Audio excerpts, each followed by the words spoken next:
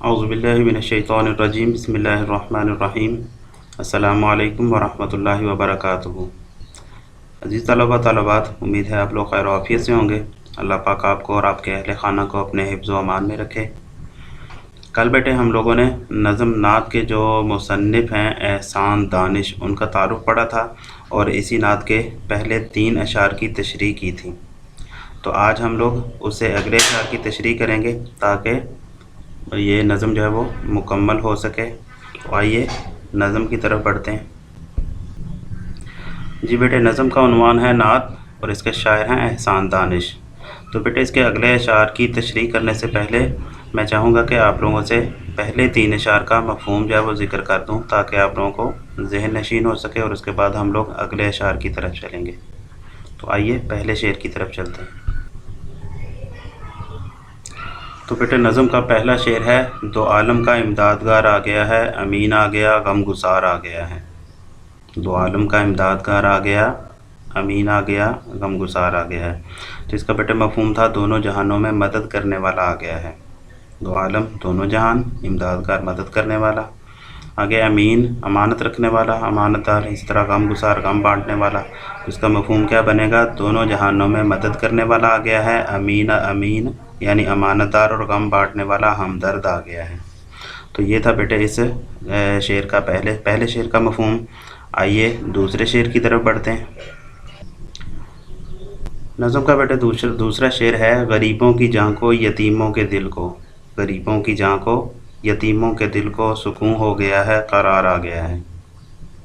تو اس کا بیٹے مفہوم تھا آپ صلی اللہ علیہ وسلم کی آمد سے غریبوں اور یتیموں کے دل کو سکون اور جان کو قرار اور اطمینان حاصل ہو گیا ہے۔ آپ صلی اللہ علیہ وسلم کی آمد سے غریبوں اور یتیموں کے دل کو سکون اور جان کو قرار اور اطمینان حاصل ہو گیا ہے۔ یہ تھا بیٹے دوسرا شعر۔ آئیے تیسرے شعر کی طرف چلتے ہیں اس نظم کے۔ نظم کا تیسرا شعر ہے بیٹے: اصول محبت ہے پیغام جس کا، اصول محبت ہے پیغام جس کا، وہ محبوب پروردگار آ گیا ہے صلی اللہ علیہ وسلم۔ تو اس کا بیٹے مفہوم ہے جس ہستی کا پیغام اصول محبت ہے، کہ وہ ہستی جس کا پیغام ہی کیا ہے؟ اصول محبت ہے، وہ اللہ کا پیارا محبوب صلی اللہ علیہ وسلم آ گیا ہے۔ بڑا ہی آسان شعر تھا کہ وہ ہستی جس کا پیغام ہی کیا ہے؟ اصول محبت ہے، وہ کائنات میں تشریف لا چکا ہے۔ وہ اللہ کا محبوب، اللہ کا پیارا محبوب صلی اللہ علیہ وسلم اس کائنات میں تشریف لا چکا ہے۔ یہ تھے بیٹے پہلے 3 اشعار اس نظم کے، جن تک ہم لوگوں نے ان 3 اشعار کی تشریح ہم لوگوں نے کل کے لیکچر میں کمپلیٹ کر لی تھی۔ امید کرتا ہوں آپ لوگوں کو یہ تینوں اشعار جو ہیں وہ سمجھ آ چکے ہوں گے، اور آپ لوگوں نے ان کو بڑے ہی اچھے انداز میں یاد بھی کیا ہوگا اور تحریر بھی کر کے دیکھا ہوگا۔ تو آئیے اب اگلے اشعار کی طرف بڑھتے ہیں تاکہ اس نظم کو مکمل کیا جا سکے اور آپ کو پورے کی پوری نظم کی اشعار کی تشریح جو ہے وہ یاد ہو سکے۔ تو آئیے چوتھے شعر کی طرف چلتے ہیں۔ تو اس نظم کا بیٹے چوتھا شعر اور یہ ہمارے آج کے لیکچر کا پہلا شعر ہے: اب انسان کو انسان کا عرفان ہوگا، اب انسان کو انسان کا عرفان ہوگا، یقین ہو گیا، اعتبار آ گیا ہے۔ عرفان کا بیٹا لفظی معنی ہے پہچان، معرفت، اور اسی طرح یقین آپ کو پتہ ہے اعتماد، تسلی، بھروسے کو کہتے ہیں۔ اسی طرح اعتبار جو ہے یہ بھی بھروسہ اور اعتبار کے معنوں میں آتا ہے۔ تو اس کا مفہوم بیٹے شعر کا ہوگا: آپ صلی اللہ علیہ وسلم کی آمد سے انسان کو انسان کی پہچان ہو جائے گی، ہمیں اس بات کا یقین اور اعتبار آ گیا ہے۔ یہ تھا بیٹے شعر کا مفہوم۔ عرفان بیٹے کہا جاتا ہے پہچان کو، معرفت کو، اور عرفان کا حقیقی معنوں میں اگر دیکھا جائے تو اصل میں عرفان لفظ جو ہے یہ اللہ تعالیٰ کی پہچان کے لیے، اللہ تعالیٰ کی معرفت کے لیے عام طور پر یہ لفظ استعمال ہوتا ہے۔ لیکن یہاں پر انسان کو انسان کا عرفان ہونے کا مطلب یہ ہے کہ ایک انسان کو دوسرے انسان کی پہچان ہو گئی، اور یوں بھی کہا جا سکتا ہے کہ انسان کو انسانیت کی پہچان ہوگی۔ وہ اپنے فرائض سے آگاہ ہو گیا، وہ اس بات کو پہچان رہا ہے کہ ایک انسان کی تخلیق سے اللہ تعالیٰ کا مقصد کیا ہے۔ تو آپ سب جانتے ہیں کہ اللہ تعالیٰ نے انسان کو جو پیدا کیا ہے وہ کس مقصد کے لیے پیدا کیا ہے۔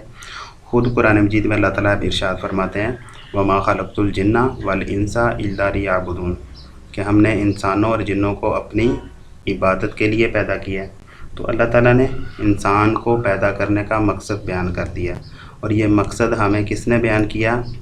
اللہ کے نبی صلی اللہ علیہ وسلم کی زبانی ہم تک پہنچا، ٹھیک ہے، کلام مجید کے ذریعے۔ تو یہاں پر بھی شاعر اسی بات کو ذکر کر رہے ہیں کہ اب انسان کو انسان کا عرفان ہوگا، اب انسان کو انسان کی پہچان ہو جائے گی۔ تو وہ اس بات کو پہچان رہا ہے انسان کہ ایک انسان کی تخلیق سے اللہ کا مقصد کیا ہے، وہ اپنے مرتبے کو پہچان رہا ہے۔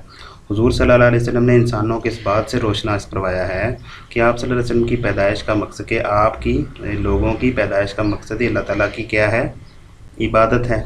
تو جب مقصد ہی اللہ کی عبادت ہے تو پھر کیا ہے جی؟ پھر اللہ کی عبادت ہی کرنی چاہیے ہمیں۔ تو اسی طرح اس کا ایک مفہوم یہ بھی ہے کہ انسان کو انسانیت کی پہچان ہو گئی ہے کہ آپ صلی اللہ علیہ وسلم کی آمد سے قبل کیا ماحول تھا؟ تو کہا جاتا ہے آپ صلی اللہ علیہ وسلم کی آمد سے قبل جو ہے وہ جہالت کا زمانہ کہلاتا تھا، زمانہ جاہلیت کہلاتا تھا، انسان کا دشمن تھا، ماں باپ کی پہچان نہ تھی، معاشرتی قدریں جو تھیں وہ مٹ چکی تھیں، چوری فخر بن چکی تھی، شرافت کمزوری گردانی جاتی تھی کہ اگر کوئی شریف شخص ہے تو یہی نہیں سمجھا جاتا تھا کہ اس کی شرافت ہے، وہی سمجھا جاتا تھا کہ یہ شخص جو ہے وہ کمزور ہے۔ اور آج کل پھر یہی حالات جو ہیں وہ دہرائے جا رہے ہیں۔ ان حالات میں محبوب خدا تشریف لائے، تو ان حالات میں کیا ہوا جی؟ محبوب خدا تشریف لائے، آپ صلی اللہ علیہ وسلم تشریف لائے، اور کیا کیا؟ انسانوں کو انسانیت کا سبق پڑھایا، انسانوں کو، ایک انسان کو دوسرے انسان کے حقوق عطا کیے۔ تو انسانوں کو انسانیت کا سبق پڑھایا، انسانیت کا وقار بڑھایا، اور انسانیت کو کیا کیا؟ از سر نو، بالکل ابتدا سے، شروع سے مسند اشرف مخلوقات پر دوبارہ بٹھا دیا کہ انسان کو یہ احساس دلایا کہ تم اشرف المخلوقات ہو، تمام مخلوقات میں سب سے اشرف ہو۔ تو اس مقام پر دوبارہ لا کر کیا کیا؟ کھڑے کر دیا۔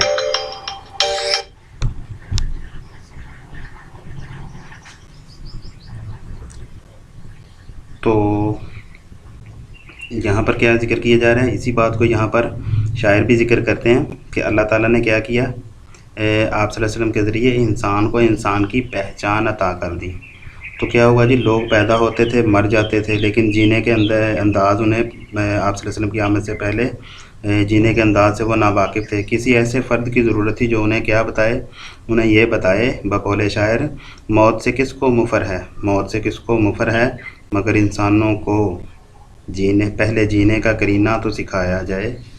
موت سے کس کو مفر ہے، مگر انسانوں کو پہلے جینے کا کرینہ تو سکھایا جائے۔ یہ تھا بیٹے پہلے مصرے کی تشریح جو تھی۔ اور دوسرے مصرے کے اندر شاعر کیا کہتے ہیں جی؟ دوسرے مصرے میں شاعر کہتے ہیں کہ لوگوں کو جینے کے طریقے بتانے والا محبوب خدا آ گیا ہے، لوگوں کو جینے کے طریقے بتانے والا محبوب خدا جو ہے وہ اس کائنات میں تشریف لا چکا ہے، جس نے اپنے کمال ترین اخلاق حسنہ کی بدولت کیا کیا؟ لوگوں کی بے یقینی کو حق الیقین میں بدل دیا، عین حق بتا دیا ان کو کہ حق کیا ہے، سچ کیا ہے۔ تو لوگوں کے لیے دوسروں کی جان، مال اور اولاد کی توقیر کو یکساں قرار دے دیا، ایک دوسرے کا عزت کو، وقار کو برابر قرار دے دیا، بڑوں کا احترام لازماً اور شرافت ٹھہرا، اور بچوں پر شفقت کرنا یہ جو ہے اب کیا کہلا دیا؟ تہذیب جانا گیا کہ بچوں کے اوپر جو ہے وہ شفقت کی جائے۔ تو مطلب انسان کسی بھی ایج کے اندر ہو، کسی بھی مقام کے اوپر ہو، کسی بھی سٹیٹس پر ہو، تو اللہ کے نبی نے ان کو ان کے حقوق بیان کر دیے، ان کا مقام و مرتبہ بیان کر دیا۔ تو اسے یہ حقیقی معنوں میں یہ کیا ہو گئی کی بات ہے کہ انسان کو انسان کا عرفان ہو گیا، کہ انسان کو انسان کی معرفت ہوگی، انسان کو انسان کی پہچان ہوگی، اور یہ کہ انسان کو انسانیت کا سبق پڑھا دیا اللہ کے نبی نے۔ تو یہ تھا بیٹے شعر نمبر 4۔ تو آپ لوگوں کو امید ہے سمجھ آ چکا ہوگا۔ اصل میں شاعر ہمیں یہ بتانا چاہتے ہیں کہ انسان کو عظمتیں آپ صلی اللہ علیہ وسلم نے عطا کی ہیں۔ کس نے عطا کی ہیں؟ اللہ تعالیٰ، آپ صلی اللہ علیہ وسلم نے۔ انسانوں کو جامع محبت آپ صلی اللہ علیہ وسلم نے عطا فرمایا، انسانوں کے اندر سے نفرت کو نکال باہر کیا، اور محبت کو ان کا اڑنا اور بچھونا بنا دیا۔ اور وہ ذات کون سی ہے؟ صرف اور صرف آپ صلی اللہ علیہ وسلم کی ذات ہے جس نے یہ کام کیا۔ تو آپ صلی اللہ علیہ وسلم کی آمد سے یہ کام ہوا۔ شاعر کیا کہتے ہیں جی؟ کس نے ذروں کو اٹھایا اور صحرا کر دیا، کس نے ذروں کو اٹھایا اور صحرا کر دیا، کس نے قطروں کو ملایا اور دریا کر دیا، آدمیت کا غرض سما مہیا کر دیا، ایک عرب نے آدمی کا بول بالا کر دیا۔ یہ تھا بیٹے شعر نمبر 4۔ اب آئیے شعر نمبر 5 کی طرف بڑھتے ہیں۔